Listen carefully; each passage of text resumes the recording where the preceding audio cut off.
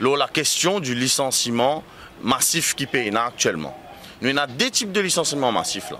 Nous avons un dans le privé, nous avons un dans le para-étatique et dans le government-owned companies. Nous avons un circulaire qui est sorti du Conseil des ministres qui dit comme ça, qui tout le monde qui a bossé à partir du 2 juillet 2014, ils ont mis des hauts. Moi, je me pose certaines questions là.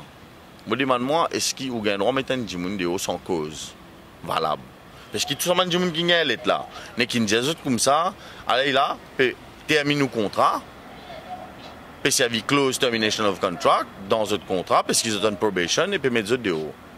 Moi, je suis persuadé que la jurisprudence mauricienne en matière de termination of contract dit comme ça qu'il y a une cause valable. Ok? Donc, ça premier point là, une affaire qui est importante pour moi. Est-ce qu'un employeur a le droit de mettre du monde dehors sans une cause valable? Et à ce là, ça amène nous à deuxième point. Est-ce que l'exécutif a le droit de donner l'ordre à l'administration pour ne pas respecter la loi? Puisque la loi dit qu'il y a une cause pour mettre du monde dehors. Et là, moi, j'ai une pensée toute particulière pour travailler hors d'hier. 90 personnes qui mettent dehors. Et il y a un travailleur qui demande local authorities aussi, qui mettent dehors. Et il y a un pompier dans le port, 10 pompiers qui mettent dehors, un cuisinier. Mais ça m'a un licenciement qui paye actuellement là. Si le ministre Kalitchan trouvait qui ban special administrators pas respecter les règles, je pense qu'il est intéressant aussi qu'il mette son aîné dans sa licenciement qui est là suite à sa circulaire gouvernementale là.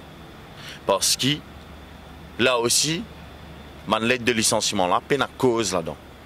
Et en droit du travail normalement, à ce qu'il me connaît, hein, à moins que les choses aient changé, bizarre et a une cause pour mettre un monde dehors. Est-ce qu'il est l'exécutif qui fait une demande, c'est une cause suffisante? Ça me pense un dit, tu bien prononce l'îlot là. Donc là, nous abordons la question de la circulaire et donc licenciement dans les cours para-étatiques et government-owned companies. Et l'autre aspect du licenciement actuellement, c'est suite à la fraude massive qui est là. Ce n'est pas juste le travailleur BAI qui concerne pas ça. Il y a un travailleur IRECO notamment qui me dit moi samedi, qui me dit moi, les autres employeurs, type de travail pratiquement tout le monde compagnie BAI. Donc, l'IPP a dit travail. Et il n'est pas BAI ça, mais il est lié. Et il y a des gens qui type emploi, nounou, bonne, jardinier, parce qu'ils ont PPA a dit salaire, PPA a dit tout ça là, tout ça, des gens pour payer du travail.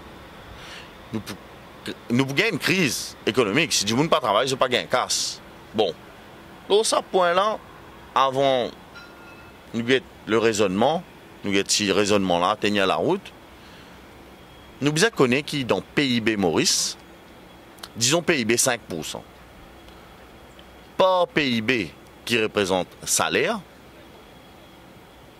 il est pour 1% ou inférieur à 1%. C'est-à-dire que l'entreprise, disons, je distribue plus beaucoup de bénéfices que je distribue salaire. Comprends bien que je là. Ça veut dire que dans nos PIB Maurice, moins que 1% représente salaire, les restes c'est bénéfices. À ce là quand il y a un problème dans l'entreprise, qui choisit pour faire? Choisir pour commencer par réduire personnel. Ça veut dire ou réduire, c'est qui déjà pas coûte 50 casse là. C'est qui coûte plus beaucoup, c'est bénéfices qu'il peut distribuer, dividendes qu'il peut distribuer. C'est face à cette situation-là qu'il nous peut faire face dans le privé là. C'est vis-à-vis d'une telle situation qui nous était là.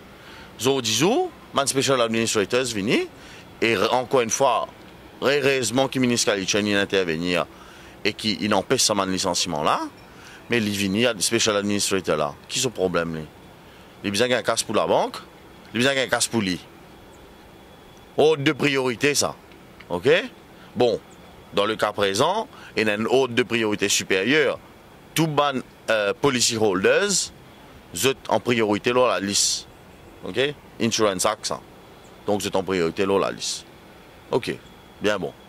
Mais est-ce que dans un pays, quand ce plus grand richesse, c'est la ressource humaine, c'est un travailleur qui est là, dans un pays comme ça, est-ce qu'il est normal qui dans PIB, la part salariale est 1% et dividende tout le reste? Est-ce qu'il est normal? Moi, pas croire qu'il est normal. Donc, quand on rééquilibrer, pas forcément passe par licenciement. Hein.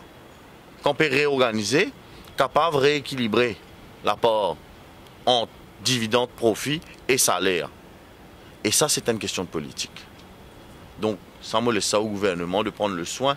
Le gouvernement-là, il est élu sous le nom de l'Alliance Les Peuples, pour faire confiance qu'il peut établir la justice, qu'il pourrait établir la justice sociale, qu'il peut mettre un salaire minimum vital et qu'il évite choisir licencier pour redresser une entreprise plutôt que diminuer les dividendes qui peut donner à ban investisseurs qui très souvent c'est ban même du monde qui investissait partout dans toute bonne compagnie Maurice.